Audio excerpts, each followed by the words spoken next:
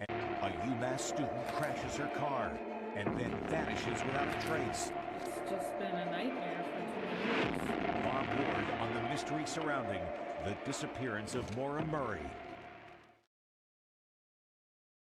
In a tight-knit Irish Catholic family, Maura was a track star in high school and later joined the US Military Academy at West Point, before transferring to the University of Massachusetts, Hampshire, to study nursing.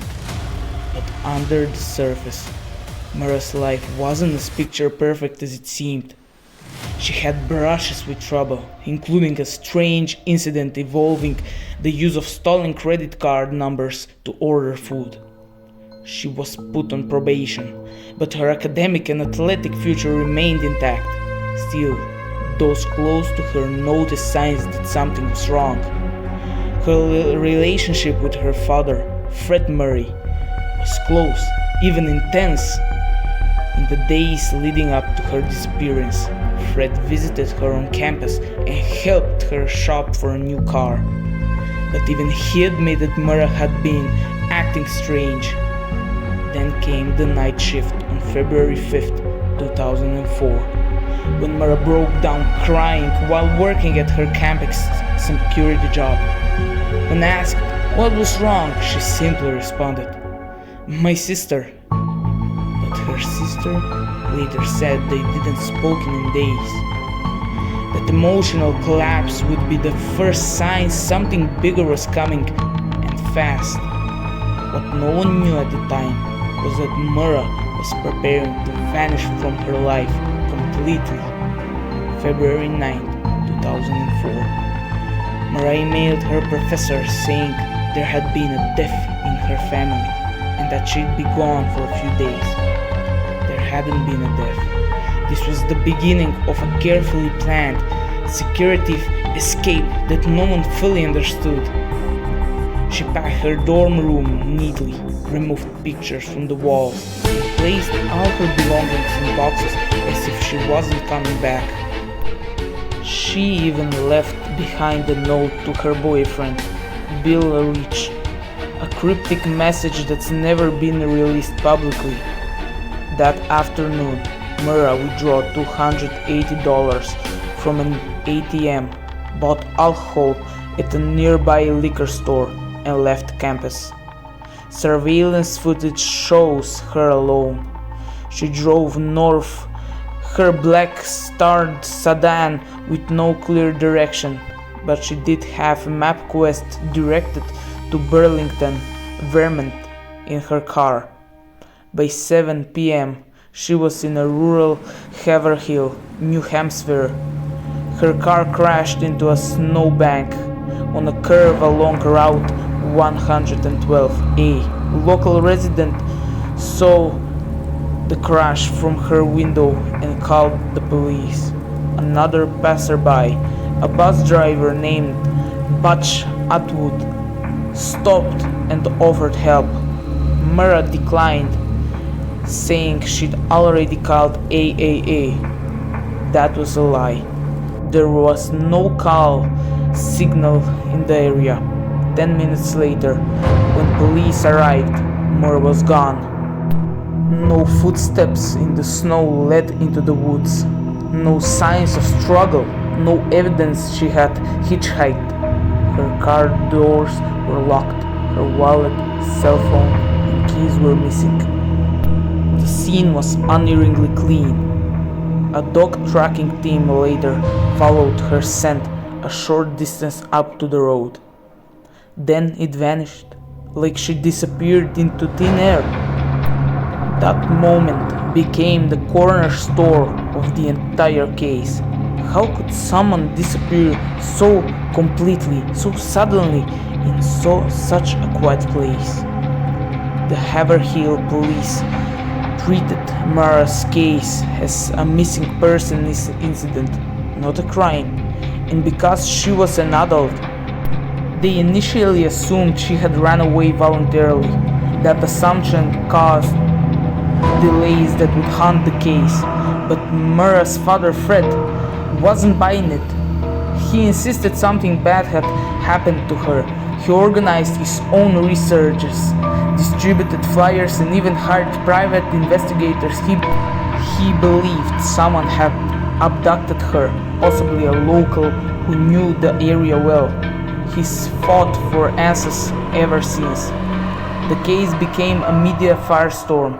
Online forums exploded with theories, and the massive internet community of amateur detectives formed.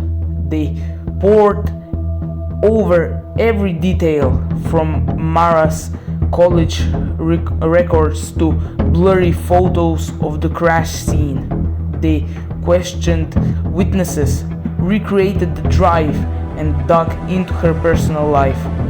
There were rumors Maura was pregnant, that she was feeling an abusive relationship, or that she had staged her disappearance to start a new life, but none of these theories were confirmed. Some believe she had gotten into the wrong car, mistaking a stranger for help. Others believe someone had followed her, waiting for her to crash, and then took her.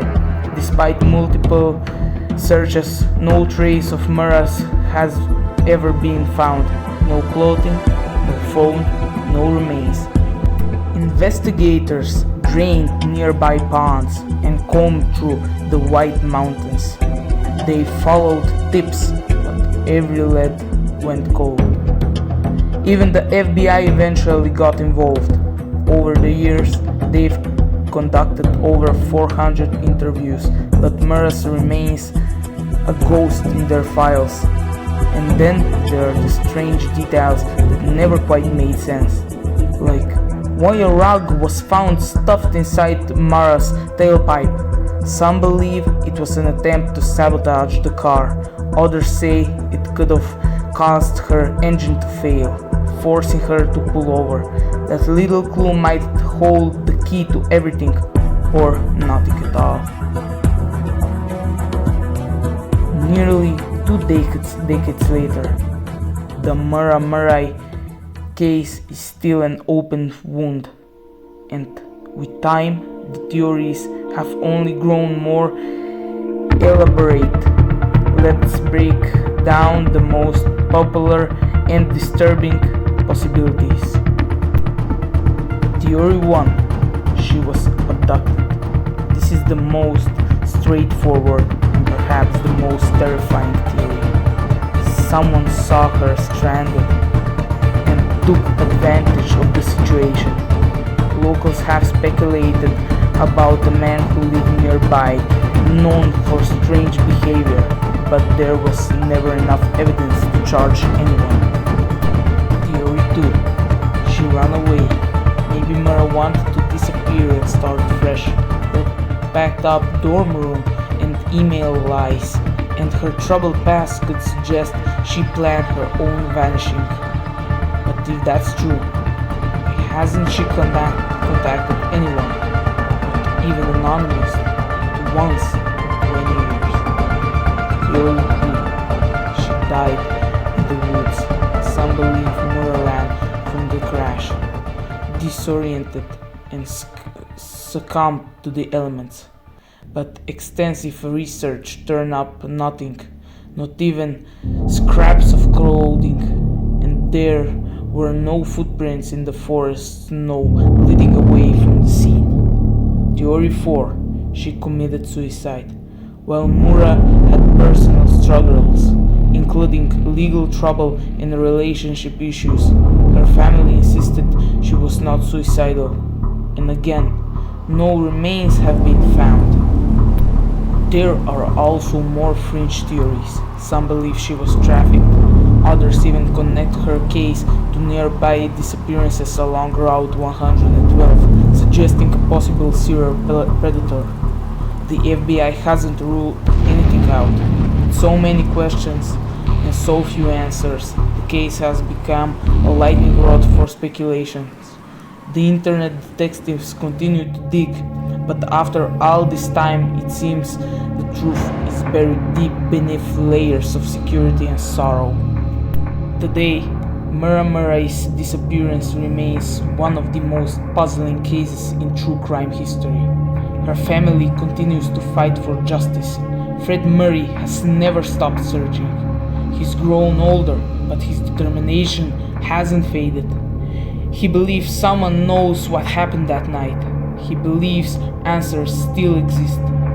Over the years, multiple documentaries, podcasts, and books have attempted to uncover the truth, the disappearance of Maura Murray.